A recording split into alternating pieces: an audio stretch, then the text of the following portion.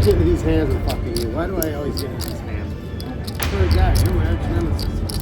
I saw you get your shit up there and I said, don't come to this table. Every time I get into these hands that are back and forth in my head. I said to myself when you sat down, unless I have it, throw it away. I got 2 pairs. And fucking kings and tens. Jesus Christ.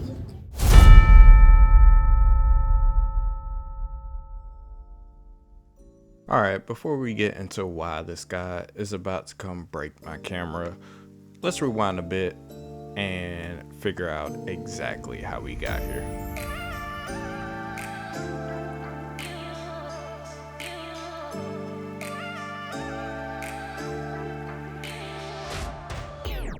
It's Monday, March 4th, and we decided to open up with some 1-3. We're pretty far down on the 2-5 list, so it looks like this is where we'll be battling today. Since the last vlog, I've been playing a lot more 2-5 recently, and I've noticed I like the level of competition better at these stakes. To be honest, it's not terribly different from 1-3. Plus, the bankroll has seen a bit of an uptick, so I decided to move up and try my luck there. In this first hand, we look down at King 8 suited on the button. There's 3 limpers before he gets back to us. We put in a raise to $15. The small blind puts in a 3-bet to $45. Action folds back around to us and we stick in the call. We're off to a flop of Jack 5-10 with 2 spades. There are most certainly worse flops, so all things considered, an overcard, backdoor straight draw, second nut flush draw, I think this is about as good as it gets for King 8. The small blind makes a continuation bet of $60, and with a large continuation bet, he's repping hand like aces, kings, queens, maybe ace jack, and some sets of tens that are possibly looking to get value slash protection from flush draws.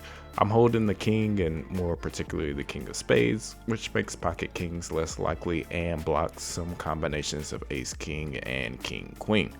We're unbothered and make the call, looking for a spade to crack those aces and send buddy packing. Turn is a complete blank. It's a 3 of diamonds. Doesn't improve our hand at all. Small blind now jams for $2.95, which is right over a pot size bet, and at these stakes this just screams aces or queens. I'm discounting kings due to the fact that I'm holding a king and it's less likely. We end up making the easy fold and we're stuck early here. Let's see if we can climb out of this early hole. This next hand is about as straightforward as it gets. We're down about $25 on the session when we peel ace king offsuit in middle position. There's an under the gun limp and we raise it up to $20. The table has opened up a bit and opening raise sizes were starting to increase. I was also playing a bit splashy up until this point, so I wanted to maintain that image. Action folds back to the under the gun player who makes the call. Already, I'm not putting him on any type of strong holding with his actions pre-flop.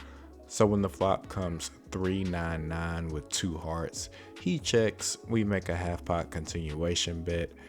He quickly mucks his cards, confirming our suspicion that he was super weak with his under the gun limp, and we take down a small pot. Here's yet another example of how crazy 1-3 can be and how players just telegraph their hands with their decisions pre-flop. I'm on the button with pocket 8s. Under the gun is on a short stack of about $78 to $80-ish, and he limps. There's a few more limps and I'm in a good position to set mine and potentially win a big pot against multiple opponents, so I come along for the ride as well. Open lipping isn't something I do often at all and rarely ever, but in this scenario I had an action player to my direct left that also plays 2-5 and he's more than capable of making some plays. And this is exactly what he does. He puts in the squeeze to $20. The under the gun short stack now does something I did not expect. He goes all in for his remaining $75. Action folds back around to me and now I have a decision. I have absolutely no idea what the under the gun player has and I wasn't really worried about him. My focus was on the action player to my left. We were about even stacked at about 500 or so, and I could call here with the implied odds to hit my set, and wouldn't be in terrible shape against ace king, assuming the under the gun player is also jamming with some sort of Broadway ace like ace jack or ace 10. Even if I call and he re-raises, I could still get away from it pretty cheaply. So with that in mind, I decide on a call, and the small blind calls as well. This particular player, if he had a hand like aces or kings, maybe even ace king suited, he definitely would have put in another raise considering both of our stack depths.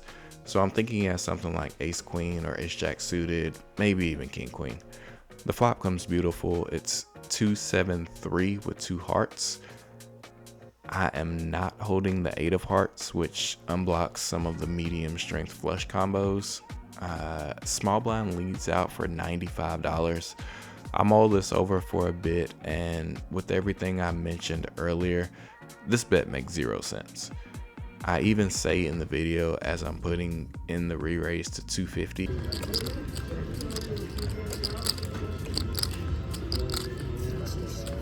His bet is very strange. He goes into the tank and eventually makes the fold. Turn is a 10 of clubs, river is the ace of spades, and you'll never guess what the under the gun player has. Pocket queens. My man limped pre-flop, then jammed over a squeeze. Kudos to him for getting that through, but man, that was a risky play. Perfect example here of how pre-flop action from my opponents lets me bluff post-flop. Under the gun, we look down at queen 9 of clubs, make a very light open of $15. Under the gun, middle position, and small blind all come along. All right, dealer, I'm gonna need a lot of help here if I'm gonna beat 4 people with queen high. Let's see what you can do. The flop comes king 4-4 rainbow. Well, there's too much dead money to give up now. My plan on this hand is to check my entire range out of position and see what my opponents want to do so they can give me some information about the strength of their hands.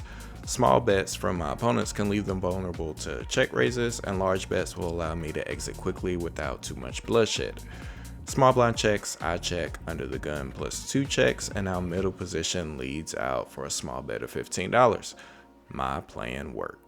I immediately put in the check raise of $65, ripping ace king and pocket kings pretty heavily that my opponent just can't have when he calls my bet pre-flop with 1 caller before him and 1 caller after him. Typically, if he had ace king or pocket kings, he would re-raise these type of hands to get heads up with me. So I have a lock on this hand for now. If he has a 4, then so be it, he's just gonna get paid. But I intend on barreling the remaining 2 streets to continue repping a monster. Middle position calls, we're on to a turn, which is the 6 of clubs. This is essentially a blank because no hands really improve except the one I'm holding. If I did have kings or ace king, I would want to continue with a small bet to keep some of his weaker holdings like king jack or pocket 10s in and set up for a huge bet on the river. So that's what I opt for. I go $50, he calls. River is the 6 of hearts, and now it's time to go for max pressure to put all of his weaker kings and pocket 10s type hands into a tough spot. Even if he has a 4, he can't feel great about it. I go 225 with a complete bluff, and my opponent is visibly frustrated as he lets go of his cards, and we take down a nice pot. Guys, I don't know what it is about the players at 1-3. They just don't believe me when I tell them I always have it. Even when I don't, I still have it. We open under the gun again, but this time we have 10-8 of hearts to $15. And I mean, just listen to the disrespect. I don't really be trusting you when you do raise, but I'm gonna be real. It's fine. I wouldn't trust me either. I'm not trusting friends. Just him? I've been sitting here all morning with him. Middle position calls, cutoff calls, and small blind call. None of these people take my under the gun raise seriously. We head to a flop of 5 queen 9 with 2 hearts. Gorgeous flop for 10-8. Flush draw, open-ended straight draw, and the straight flush draw against multiple opponents. Life doesn't get any better. I guess it does, because small blind leads out for $15, and of course we aren't slow playing. We re-raise to 55. Middle position player goes all in. He only has like $93 left. Cutoff folds, small blind folds, And I mean, of course, we're not going anywhere. We call, we're heading to a run out, and they only allow you to run it once here.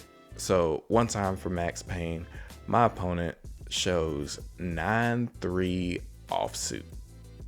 What in the world? Turn is a 9. River is the bink jack of clubs. We hit our straight and we scoop this $260 pot. I told you guys, I always have it. This next hand, we're in the cutoff and look down at a playable hand, ace jack off suit. There's one limper in middle position and we raise to $15. Small blind and middle position call. Make sure you guys smash the like button for extra run good. And the flop comes ace, jack, jack with 2 hearts. You guys did it. Thank you all so much. We essentially have the nuts here. I know aces is technically the nuts, but nobody has that based on pre-flop action. Small blind checks, and we see great news when the middle position player leads out for $20. Here we go. Time to make piles of money and end this day on a good note. I'll elect just to call here to entice the small blind to stick around and not scare off the middle position player. Small blind unfortunately folds. We're going heads up to a turn, which is the 7 of clubs. Complete brick. I was really hoping for a heart in case he was on a heart draw so we could pile in a bunch of money. He leads out again for $20, and when he does this, I'm just assuming he has an ace.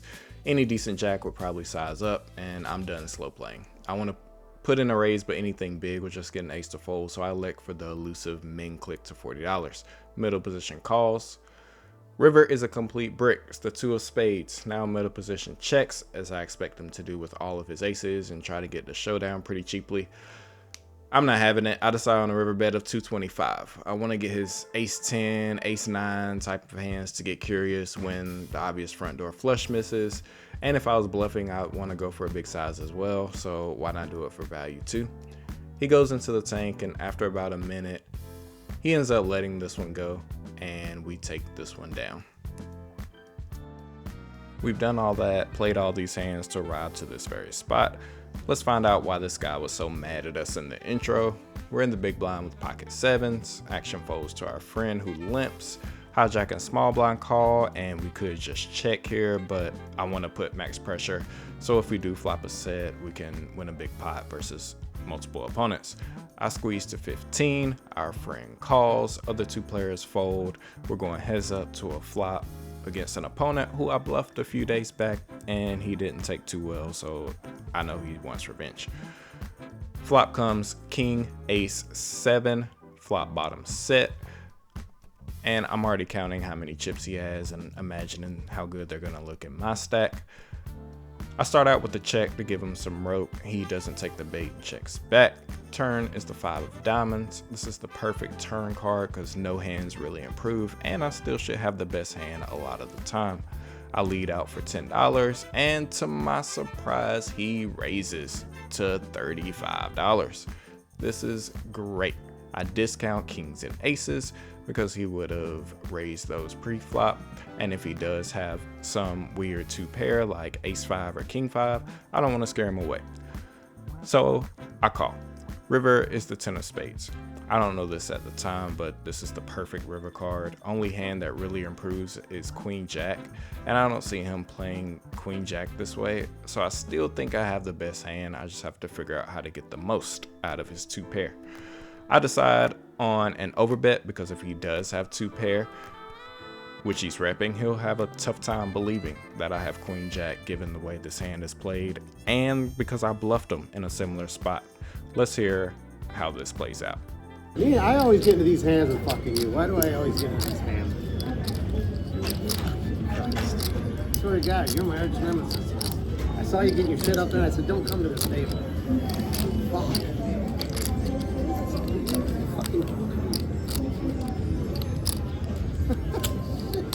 Every time I get into these hands that are back and forth in my head.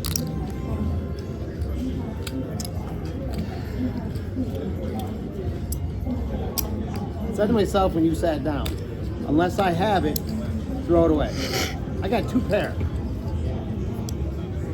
I got fucking kings and 10s here. Jesus Christ. So we ended up putting him on the right hand But unfortunately, he does decide on a fold and proceeds to tell us how bad we are at poker, which I can't completely disagree with. I make these videos for enjoyment and because I really like playing poker. I want to share my journey with you guys because I know there's tons of people in my same situation, and I'm not the best and I never claim to be. I just always want to learn and improve and get better at the game. That's it. Thank you all for watching. Let's cut to the outro for some quick updates and see how we did. Man, that was a crazy session, crazy ending to it. That's a wrap for this one. Please don't forget to like and subscribe to the video. I'm not allowed to film at Danville anymore. Not sure what happened, but I'll probably be filming more at a couple home games, and we'll try to figure out a workaround to get you guys some more content and things like that. Other than that, I'll see you guys on the next one.